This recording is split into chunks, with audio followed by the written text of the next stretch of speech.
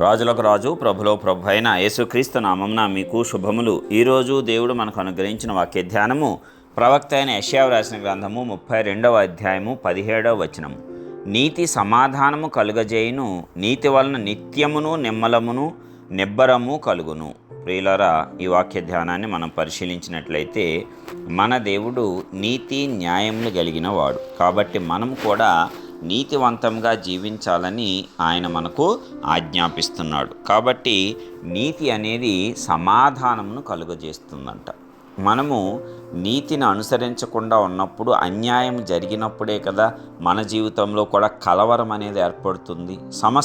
సమస్త జనులు నీతిగా ప్రవర్తిస్తే అందరూ కూడా సమాధానముతోనే జీవిస్తారు. ఈ లోకంలో సమాధానము లేకపోవటానికి గల ముఖ్య కారణము నీతిని తప్పి ప్రవర్తించుట వలనే, అన్యాయమైనటువంటి జీవితాలను జీవించుట వలనే, ఇతరులది ఆశించుట వలనే, ఇతరులను దోచుకుంట వలనే, ఇతరుల యందు అసూయ పడ్డ వల్లనే నీతి అనేది లేకుండా జనులు జీవించటము, దాని మూలముగా సమాధానము లేనటువంటి జీవితాలు ప్రజలందరూ కూడా జీవించడం అనేది జరుగుతుంది. అయితే నీతిని అనుసరించి మనము నడుచుకున్నట్లయితే ఆ నీతి మనకు సమాధానమును కలుగజేస్తుంది. అలాగే నీతి వలన నిత్యము కూడా నిమ్మలము నిబ్బరము కూడా కలుగుతాయని దేవుడు తన వాక్కు ద్వారా మనకు స్పష్టం చేస్తున్నాడు. ఎందుకంటే నీతి వల్ల నీకు సమాధానకరమైన స్థితి, నెమ్మది కలిగిన స్థితి వస్తుంది. అలాగే ధైర్యము కూడా పుట్టిస్తుంది.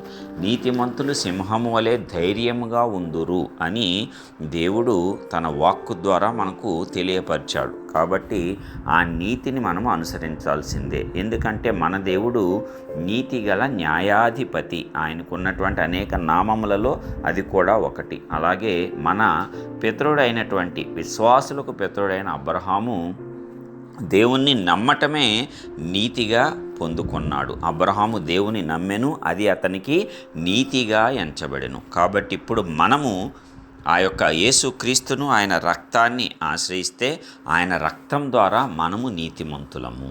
ఎందుకంటే ఆయన పరిశుద్ధమైన రక్తము మన సమస్తమైనటువంటి పాప దోషాలను సిలువలో పరిహరించింది. కాబట్టి ఇప్పుడు ఆ క్రీస్తును నమ్ముకొని ఆశ్రయించి అంగీకరించి ధరించుకున్న మనమందరము కూడా ఆయన రక్తం ద్వారా నీతిమంతులము. అందుకే క్రియల మూలంగా ఏ మనుష్యుడు నీతిమంతుడిగా తీర్చబడడు, కానీ యేసు రక్తం ద్వారా మాత్రమే నీతిమంతుడిగా తీర్చబడతాడు. ఇదే విషయాన్ని వాక్యలేఖనాలు మనకు స్పష్టంగా తెలియజేస్తున్నాయి. కాబట్టి మనమందరము క్రీస్తు నందలి ఉచితంగా ఇవ్వబడినటువంటి ఆ యొక్క నీతిని ధరించుకొని ముందుకు సాగితేనే మన జీవితాలలో శాంతి, సమాధానము, నెమ్మది, మన హృదయాల్లో ధైర్యం కూడా కలుగుతుంది. ఎలాంటి పరిస్థితుల్లోనైనా నీకు ధైర్యాన్ని పుట్టించేది నీతి. ఎందుకంటే నేను ఈ తప్పు చేయలేదు కాబట్టి దేవుడు నన్ను కాపాడుతాడు అనేటువంటి ధైర్యము నీలో ప్రస్ఫుటంగా జనిస్తుంది. అదే నీతి వల్ల మనకు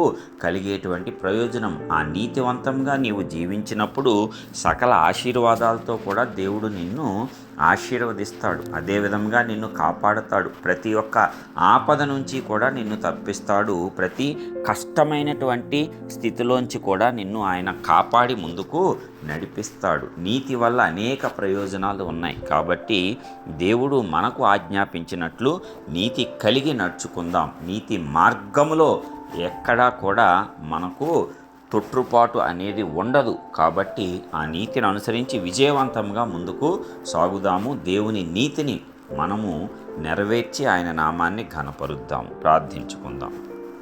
మహోన్నతుడా, గొప్ప దేవ, నీతిగల న్యాయాధిపతి, మీ ఘనమైన నామానికి వందనాలు చెల్లిస్తున్నాం. ఇప్పటివరకు అద్భుత రీతిలో కాపాడినందుకు వందనాలు తండ్రి. ఇదిగో మరి నీతికి ఎంత ప్రాముఖ్యతనిచ్చావో, నీతిగల న్యాయాధిపతివి, నీతివంతులు సింహం వలె ధైర్యంగా ఉంటారని సెలవిచ్చావు. మరి నీ రక్తం ద్వారా మమ్మల్ని నీతిమంతులుగా చేసి అద్భుతమైన ఆశీర్వాదాలతో మేము జీవించగలగటానికి కృపనిచ్చినందుకు వందనాలు. కాబట్టి మరి నీతి వల్లే సింహాసనం స్థాపించబడుతుందని కూడా అనేకమైనటువంటి వాక్కుల ద్వారా మమ్మల్ని బలపరిచినందుకు వందనాలు. కాబట్టి మేమందరం నీతి కలిగి నీ నీతిని మేము ధరించుకొని ఈ లోకంలో ఆశీర్వాదకరంగా జీవించి మీ నామాన్ని ఘనపరిచే కృప అందరికీ అనుగ్రహించవలసిందిగా యేసయ్య పరిశుద్ధమైన నామపేట ప్రార్థించి పొందుచున్నాం పరలోకపు తండ్రి.